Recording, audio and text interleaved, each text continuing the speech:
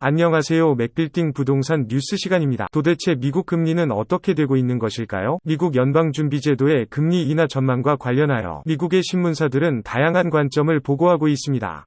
미국 금리 방향은 한국과 연관이 많기 때문에 미국 금리 상황을 알아보고 우리나라는 어떤 영향을 받게 되는지 살펴보겠습니다.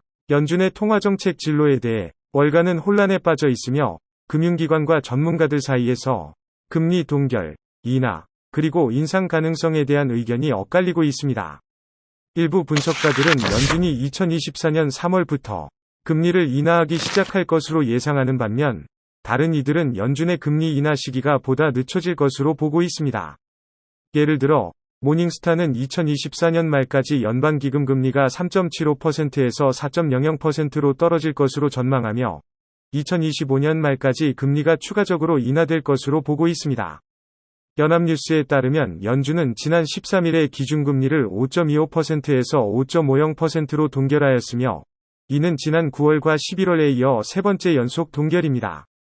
로이터는 대부분의 경제학자들이 연준이 올해 기준금리를 1.00%포인트 이내로 인하할 것으로 예상한다고 보도했고, 이는 2024년 말까지 금리가 4.25%에서 4.50% 이상으로 유지될 것이라는 전망과 일치합니다. 전반적인 흐름을 봤을 때 미국 금리는 인하되지 않는다에 무게가 치우치고 있습니다. 미국 금리가 인하되지 않는 이유는 미국 소비자 물가지수와 연관지어 살펴봐야 합니다.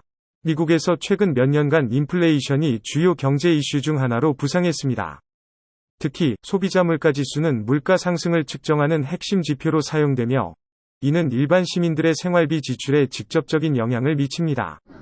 CPI 상승은 식품, 주거비, 의료비, 에너지 비용, 교통비 등 다양한 구매 항목의 가격 변동을 반영하며 그 결과 시민들의 구매력 감소로 이어집니다.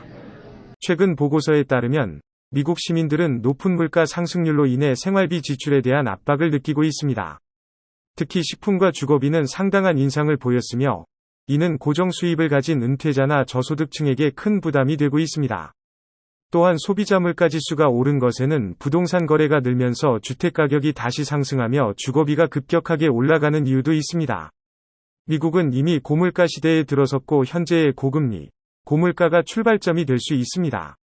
모든 상황을 고려했을 때 3월 금리 인하는 물 건너갔고 5월 금리 인하도 부정적이며 이제는 6월 금리 인하 기대감도 낮아지는 추세입니다.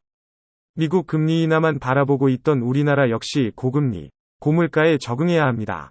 선택의 시간이 왔습니다. 건물로 비유하자면 더 이상 금리 인하의 희망을 버리고 다른 대체제를 찾던지 아니면 현재 기준 최상의 매물을 찾아 결정해야 되는 시기입니다.